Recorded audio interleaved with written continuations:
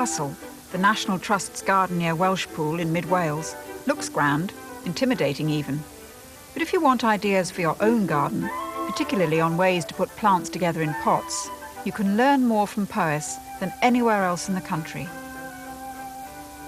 Head gardener Jimmy Hancock specialises in exotic mixtures for the big terracotta pots that stand along the terraces. Well, they enable us to garden in areas which would be difficult to use any other alternative to get a really good effect plant-wise, both from colour and form. And of course, these Italianate gardens were worked round pots. It gives a very theatrical air to a garden, doesn't it? You know, you suddenly have these marvellous things happening on corners, and here it's almost like a stage set with these, well, all these pots sort of laid out in this facade. It's terrific. Yes.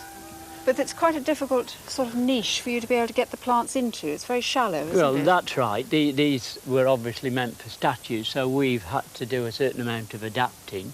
We've made the pots tall and narrow to our own specification, and though it has some disadvantages, it's the sort of thing you can work around.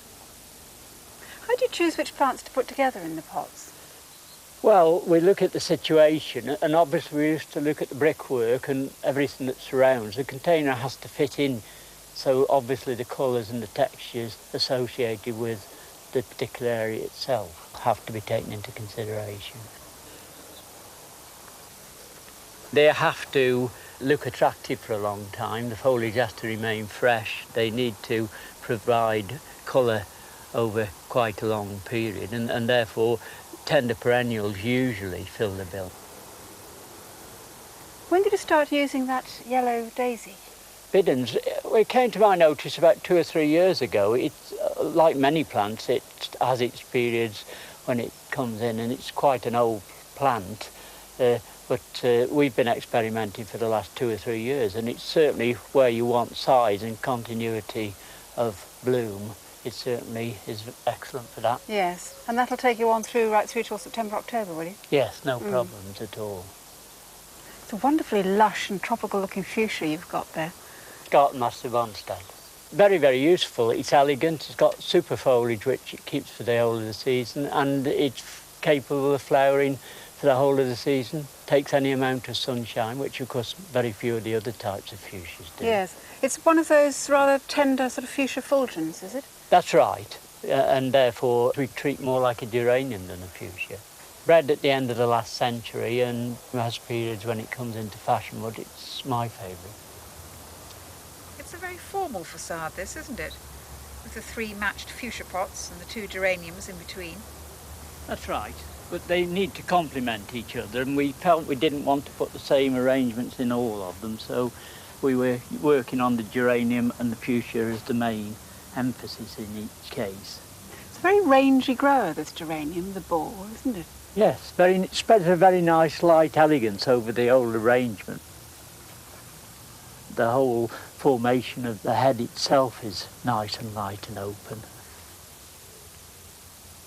It's an old variety, and it's just got the right sort of combinations to make it a very good container plant, where size is important, because I think a lot of containers fail by being too compact, by not having plants which really have this ability to spread.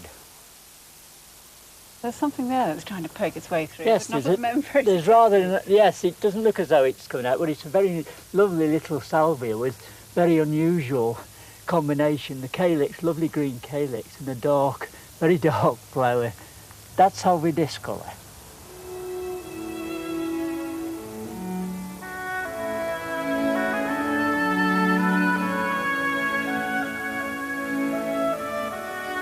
Very generously proportioned, isn't it, that one? Lovely shape. Yes, these were made in Edwardian times, and they were extensively used on the terraces at Powis. What geranium have you got in it here? Yes, this is called Mrs. Kingsley. It's a very nice shape of plant, and therefore is a good plant to use singly. There's 6 plants in this container, which means that you can make a container of this size up planting it using in nothing April. else. Yes, that's very good. It's also got that very thick textured leaf that you'd expect to be scented. It is Yes, too. It's and they quite are nice. hardier. They will stand 5 or 6 degrees of frost, so you're going to get flower from mid-May till November Yes, time. it's a vigorous grower and quite a compact one too. Yes, and flowering over the whole range of the plant. What's interesting here is that it doesn't obviously get very much sun, does it? Certainly not as much as you'd think. You've got a tree to the south of it and the castle on the west side, so 2 or 3 hours a day, and it's certainly not even minding that fact. These oak leaf varieties are both hardier and more tolerant in that particular way, so it does make them useful. It's the sort of geranium which people could easily have a go with confidence that it's going to make a very useful container.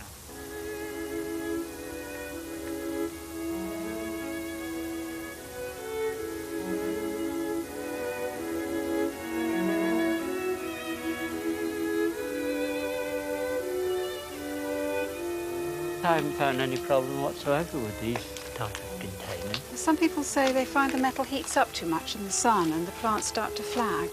Well, if that was so, it would certainly do it so in this position, but perhaps the size of the container helps it. Yes. But certainly haven't had any problems at all, however hot the No years sign have of been. flag at all here. You're using this same wonderful lush fuchsia, this Gartenmeister Bonsted. That's right, a marvellous plant for this particular type of work, particularly with big containers. Yes, because it gives you a lot of leaf, doesn't it? That's right. Much better Yes, leaf than the ordinary fuchsia. That's right.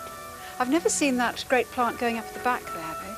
Yes, Sestrum violate here. It's relatively new again, to me anyway, 2 or 3 years, and therefore we're still using it in a trial sense. Yes, but you're finding that it's coming on quite well for this sort of Yes, we container use. haven't sorted the exact period of best flowering and conditions because it does seem to vary quite a lot.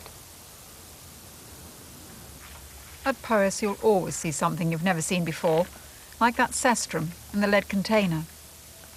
Few gardeners have got such an eye for plants as Jimmy Hancock. Well, yes, there's so many shapes and sizes, really. There's pendulous, very upright ones. Like many professional gardeners, he does things perhaps the rest of us wouldn't do. He mixes his own compost for a start. He also uses slow-release fertilisers to save having to feed through the year, and absorbent polymer granules, which sop up water faster than sponges. Peggy Cole's brother Ronnie wouldn't approve, but mixed in the compost, these cut down considerably the chore of summer watering. Jimmy plants up his pots under cover from mid-April onwards and brings them out on show at the end of May. Many of the best plants for containers, like the fuchsias and geraniums, Felicia, helichrysum and diassia, are not tough enough to survive cold and frost. You have to take cuttings and mollycoddle them through the winter, but they're well worth the effort. Is this the only place that you use diassia? In your pots?